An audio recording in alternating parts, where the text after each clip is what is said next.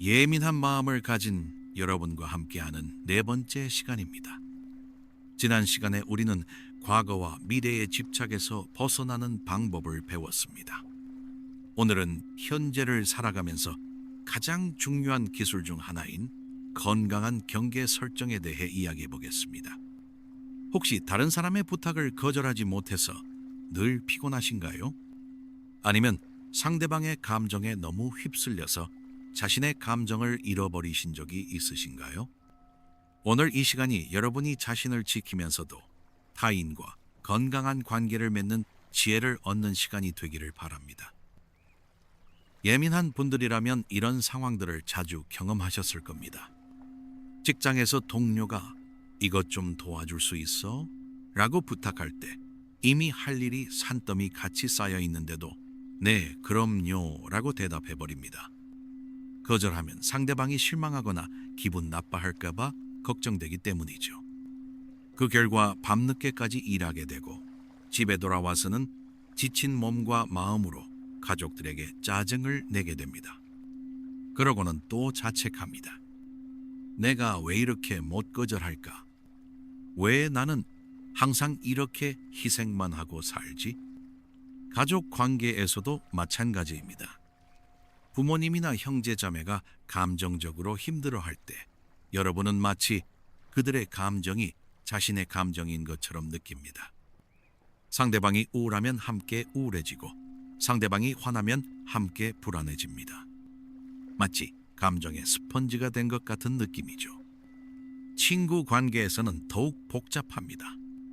친구가 연애 문제로 힘들어할 때 밤새 전화를 받아주고 친구의 고민을 들어주느라 자신의 일정을 모두 취소합니다.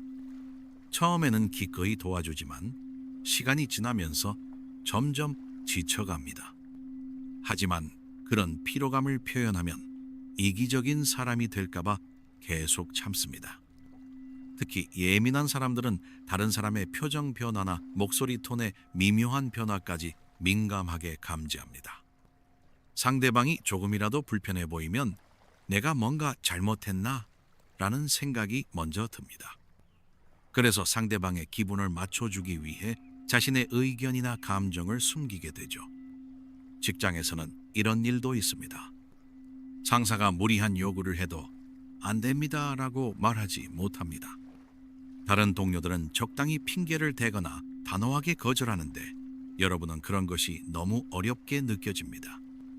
결국 모든 힘든 일이 여러분에게 집중되고 번아웃이 오게 됩니다. 연인이나 배우자와의 관계에서도 경계를 지키기 어려워합니다.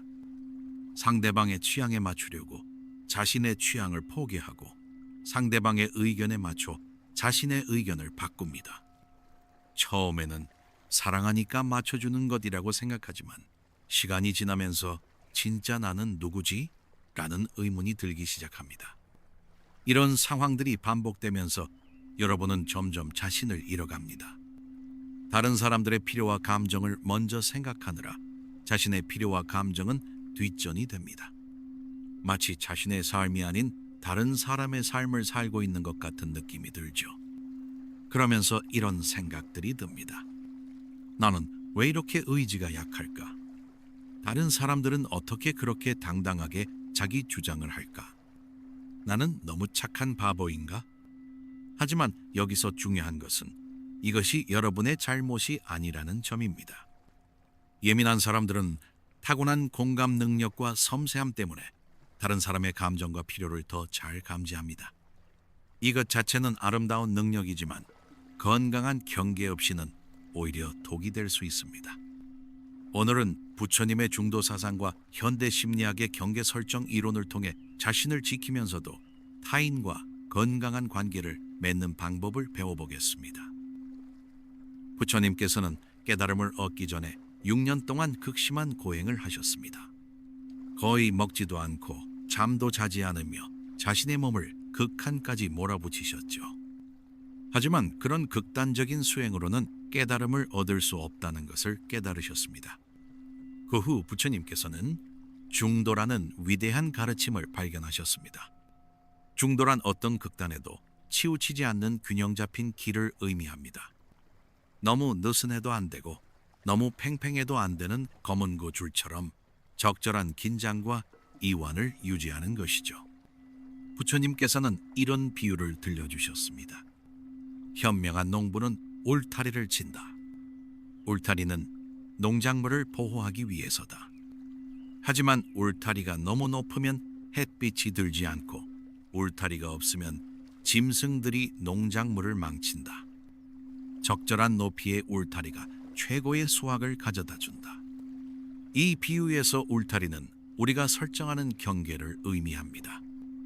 경계가 없으면 다른 사람들의 부정적인 에너지나 무리한 요구들이 우리 마음을 망칠 수 있습니다. 하지만 경계가 너무 높으면 사랑과 연결의 빛이 들어올 수 없게 되지요. 부처님께서는 또 이런 지혜로운 말씀을 하셨습니다. 자비와 지혜는 함께 가야 한다. 자비만 있고 지혜가 없으면 맹목적인 희생이 되고, 지혜만 있고 자비가 없으면 차가운 이기심이 된다. 많은 예민한 사람들이 자비는 많지만 지혜가 부족한 경우가 있습니다. 다른 사람을 도와주고 싶은 마음은 크지만 언제 어떻게 도와야 하는지에 대한 지혜가 부족해서 결국 자신도 상대방도 상처받게 되는 것이죠. 경전에는 이런 이야기가 나옵니다. 어떤 제자가 부처님께 물었습니다. 스승님, 저는 모든 사람을 도와주고 싶은데 그러다 보니 제가 너무 지쳐서 아무도 제대로 도와줄 수 없게 되었습니다. 어떻게 해야 할까요? 부처님께서 답하셨습니다. 등불이 되고 싶다면 먼저 자신의 심지를 잘 관리해야 한다. 심지가 너무 길면 기름을 빨리 소모해서 금세 꺼지고, 심지가 너무 짧으면 제대로 빛을 낼 수 없다. 적절한 길이의 심지가 오래도록 많은 사람을 비출 수 있다. 이 말씀에는 경계 설정의 핵심이 담겨 있습니다. 자신을 먼저 잘 돌보아야 다른 사람도 진정으로 도울 수 있다는 것이죠. 부처님께서는 또한 이런 실용적인 가르침도 주셨습니다. 독사를 맨손으로 잡으려고 하지 마라. 독사도 살 권리가 있지만 너도 살 권리가 있다. 적절한 도구를 사용해서 독사와 너 모두 안전하게 하라. 이는 어려운 사람들과의 관계에서 어떻게 경계를 설정해야 하는지를 알려주는 비유입니다. 상대방을 미워하거나 완전히 멀리할 필요는 없지만 자신을 보호할 수 있는 적절한 도구 경계는 필요하다는 것입니다. 부처님께서는 4가지 무량심에 대해서도 가르치셨는데 그중 사무량심, 이 경계 설정과 관련이 깊습니다. 사무량심은 내려놓음의 마음으로 상대방의 문제를 내 문제로 만들지 않는 지혜를 의미합니다. 각자는 자신의 업을 가지고 있다. 너는 상대방의 고통에 공감할 수 있지만 상대방의 고통을 대신 짊어질 수는 없다. 그것은 상대방의 성장 기회를 빼앗는 일이다 라고 부처님께서 말씀하셨습니다. 부처님께서는 또한 친절함과 어리석음을 구별하라고 하셨습니다. 진정한 친절은 상대방이 스스로 설 수 있도록 돕는 것이다. 상대방을 계속 의존하게 만드는 것은 친절이 아니라 어리석음이다. 경계 설정에 대한 부처님의 가장 아름다운 가르침 중 하나는 이것입니다. 연꽃은 진흙 속에서 자라지만 진흙에 물들지 않는다. 현명한 사람은 세상 속에서 살지만 세상에 휩쓸리지 않는다. 마지막으로 부처님께서는 이런 따뜻한 격려의 말씀을 남기셨습니다. 자신을 사랑하는 것은 이기심이 아니다. 자신을 잘 돌보는 사람이 다른 사람도 잘 돌볼 수 있다. 빈 그릇으로는 다른 그릇에 물을 부어줄 수 없다. 이제 현대 심리학과 뇌과학이 발견한 경계 설정의 중요성과 그 효과들을 살펴보겠습니다. 부처님의 2500년 된 지혜가 어떻게 과학적으로 입증되고 있는지 확인해 보세요. 먼저 번아웃 증후군에 대한 연구부터 살펴보겠습니다. 세계보건기구 WHO에서도 공식적으로 인정한 번아웃은 주로 경계 설정 실패로 인해 발생합니다. 지속적으로 자신의 한계를 넘어서 일하거나 타인을 돌보다 보면 뇌의 스트레스 반응 시스템이 만성적으로 활성화됩니다. 만성 스트레스 상태에서는 코르티솔과 아드레날린이 지속적으로 분비되는데, 이는 면역 시스템을 약화시키고 뇌의 인지 기능을 저하시킵니다. 특히 전전두엽의 기능이 떨어져서 합리적 판단력과 감정 조절 능력이 현저히 감소합니다. 공감 피로에 대한 연구도 주목할 만합니다. 이는 주로 의료진이나 상담사들에게서 발견되는 현상인데, 지속적으로 다른 사람의 고통에 노출되면서 자신의 감정적 자원이 고갈되는 상태를 말합니다. 뇌 영상 연구에 따르면 공감 피로 상태에서는 거울 뉴런의 과도한 활성화로 인해 자신과 타인의 경계가 모호해집니다. 이는 특히 예민한 사람들에게 더 자주, 더 강하게 나타나는 현상입니다. 하지만 건강한 경계를 설정한 사람들의 뇌에서는 흥미로운 현상이 관찰됩니다. 전전두엽의 활동이 안정적으로 유지되면서 감정 조절 능력이 향상되고, 동시에 공감 능력도 더 지속 가능한 형태로 발달합니다. 자기 효능감 연구에서도 경계 설정의 중요성이 드러납니다. 적절한 경계를 설정할 수 있는 사람들은 자신의 능력에 대한 확신이 높고, 스트레스 상황에서도 더 잘 대처할 수 있다고 합니다. 신경 가소성 연구에 따르면 경계 설정 기술을 학습하면 뇌의 구조적 변화가 일어납니다. 특히 내측 전전두엽과 전방 대상 피질의 연결이 강화되어 자기 인식 능력과 타인과의 차별화 능력이 향상됩니다. 옥시토신에 대한 연구도 흥미롭습니다. 일반적으로 사랑 호르몬이라고 불리는 옥시토신은 사실 내 집단과 외 집단을 구분하는 역할도 합니다. 건강한 경계 설정이 있을 때 옥시토신이 더 효과적으로 작용해서 진정한 친밀감과 연결감을 느낄 수 있게 됩니다. 심리적 경계 연구에서는 경계가 명확한 사람들이 더 높은 삶의 만족도와 정신 건강 지수를 보인다고 합니다. 또한 이런 사람들이 실제로 더 도움이 되는 지원을 제공할 수 있다는 것도 밝혀졌습니다. 면역 시스템에 미치는 영향도 상당합니다. 적절한 경계를 유지하는 사람들은 감염에 대한 저항력이 높고 만성염증 수치가 낮으며 전반적인 신체 건강이 우수하다고 합니다. 수면의 질에 대한 연구도 있습니다. 경계 설정을 잘하는 사람들은 하루 종일 쌓인 스트레스를 더 효과적으로 해소할 수 있어서 깊은 잠을 자는 시간이 늘어나고 수면의 질이 향상됩니다. 그렇다면 일상생활에서 어떻게 건강한 경계를 설정할 수 있을까요? 지금 당장 실천할 수 있는 구체적이고 효과적인 방법들을 알아보겠습니다. 첫째, 시간을 달라 기법을 활용하세요. 누군가 부탁이나 요청을 할 때 즉시 답하지 말고 생각해 볼 시간을 달라고 말해 보세요. 잠깐만, 일정을 확인해 보고 연락드릴게요. 내일까지 생각해 보고 답변 드려도 될까요? 라고 말하는 것입니다.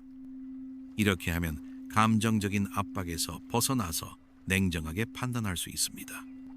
그 시간 동안 내가 정말 이것을 할 수 있을까? 이것을 하면 내 다른 일정에는 어떤 영향이 있을까를 생각해 보세요. 둘째, 샌드위치 기법으로 거절하세요. 거절할 때는 긍정적인 말, 거절, 대안 제시의 순서로 말해보세요. 정말 고마운 부탁이고 도와드리고 싶은 마음은 간절해요. 하지만 지금 제가 맡고 있는 프로젝트 때문에 시간을 낼 수가 없어요. 대신 이런 방법은 어떨까요? 이렇게 하면 상대방도 거절당했다는 느낌보다는 배려받았다는 느낌을 받게 됩니다. 셋째, 자신만의 에너지 점검표를 만드세요. 하루에 몇 번씩 자신의 에너지 상태를 1을 10점으로 체크해 보세요. 7점 이하로 떨어지면 새로운 약속이나 부탁은 받지 않기로 미리 정해두는 것입니다. 지금 제 컨디션이 좀 안 좋아서 최선을 다해 도와드리기 어려울 것 같아요. 다음 주에 다시 여쭤봐도 될까요? 라고 솔직하게 말하세요. 넷째, 저는 메시지를 사용하세요. 당신이 이렇게 하니까 힘들어요. 대신 저는 이런 상황에서 스트레스를 받아요 라고 말해보세요. 당신은 왜 항상 늦어요? 대신 저는 약속 시간을 지키는 것이 중요해요 라고 표현하는 것입니다. 이렇게 하면 상대방을 비난하지 않으면서도 자신의 경계를 명확히 표현할 수 있습니다. 다섯째, 물리적 경계도 활용하세요. 집에서 일할 때는 특정 공간을 업무 공간으로 정하고 그 공간에서는 가족들이 방해하지 않기로 약속하세요. 침실에는 휴대폰을 가져가지 않기, 식사 시간에는 업무 이야기 금지 등의 규칙도 좋습니다. 물리적 경계는 심리적 경계를 만드는 데 큰 도움이 됩니다. 여섯째, 감정적 경계를 설정하세요. 상대방이 화를 낼 때 이 사람의 화는 이 사람 것이다. 나는 이 감정을 받아들일 필요가 없다 라고 속으로 말해보세요. 상대방의 감정을 공감하되 그 감정에 휩쓸리지는 않는 것입니다.